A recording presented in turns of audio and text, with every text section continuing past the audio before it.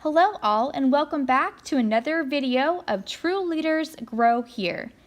I'm Tristan Cope, the K-State Research and Extension Agent in Marion County for Family and Consumer Sciences and 4-H Youth Development. And today we have two special guests joining us to talk about their clothing project. Hi, I'm Alyssa Bowden, and I'm from the Gospel Goal Getters 4-H Club, and this is my 10th year in 4-H and my 10th year in the Sewing Project. Hi, I'm Elise Bowden. This is also my 10th year in 4-H, 10th year in the Clothing Project, and my 11th year in 4-H, and I'm also from the Gospel Goal Getters 4-H Club. And today we're just showing you on our sample fabric how to sew on a button.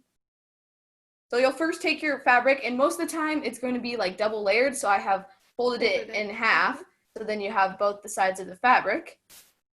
And then you're going to need to take your thread and cut it to a length that will be long enough. Generally, it doesn't have to be too terribly long, especially if your button is a lot smaller, but it will be folded in half, so you want it to be still fairly long. So we're going to take our scissors, and we're going to cut us some thread. And then next you're going to thread your tiny little needle. There should be a little hole in the top for threading the needle through it. So now that we have our knot and it's on our needle, also this helps because our needle cannot fall off the thread as you are pulling it through. So now you're going to take your fabric and you're going to want to, wherever you're going to place your button, you're going to go like a few inches, not even like a centimeter away from where you're going to start. And you're going to put the needle through it, and you're going to pull it all the way. And then you're going to want to go back up super close. So now it's through the back side of it. Mm-hmm. And then you're going to want to poke it just pretty much right next to it. And on your way up, you're going to take your button, which we're going to start with our 2-hole button, and you're going to put it through one of the holes of the button. So then you pull it through. And then you're going to want to trim your thread that you started with your knot, so then that's not visible once you started going through, and it will make it a lot easier to be able to trim it. And yeah, like 4-H wise, judges love to see that your threads are trimmed. Like they look for that, like, oh, can I see your threads? And so it's always good to double check and cut your threads.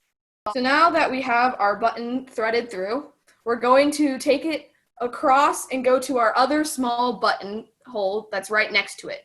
And then you're just going to continue going, it'll go all the way through to the bottom.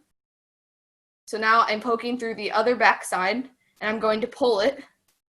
And then I'm going to go back to, you can almost see like where your last knot was, and so you know where your other buttonhole is. And you're going to, if you miss the buttonhole, you'll be able to feel it and find the little small buttonhole. After I've done that a few times, I'll show you how to end it, because you're going to want to reinforce it depending on the fabric you're using and depending on like the type of button, whether it's a small button or bigger button. So now I have gone through my button. I think I did it 4 times because it's a thicker button, so it's going to need to held on first. So now that we're on the outside, on the top side of our button, we're going to go back through the hole, but we're not going to poke through the fabric this time. We're going to pull it through right here instead. And so now your thread is just on the outside of it. It's underneath the button, but it's not through the fabric. And so now you're going to want to loop it around your button at least 3 times. This helps reinforce the thread. And then once you have done that, you're going to find a little spot, and you're just going to go lightly through the top layer of it. And as you are doing that, you're going to put it through this is how you're going to make your knot. You're going to loop it through the needle and the thread like that, and then you're going to pull it. You're going to want to do that twice because it will helps reinforce it. So you're going to go back around and back up and make another loop. And sometimes when your thread gets shorter, it's harder to do, but if you pull your needle all the way through, then you'll be able to still go through the tiny loop that's left. Now it's going to be reinforced, and you're going to be able to cut your thread, and you will have your perfect sewed on button. This is the final of our button. It is intact on this side, and all you see is the tiny little yellow loops on top of the blue. On the back side, you will still be able to see small stitches, but it doesn't really make much of a difference. And sometimes pattern or whatever you're sewing on will call specifically for you just to go through the top layer, but that's more of a challenge. So it's much easier to start with a simple button like this, where you go through the back side and it doesn't really matter.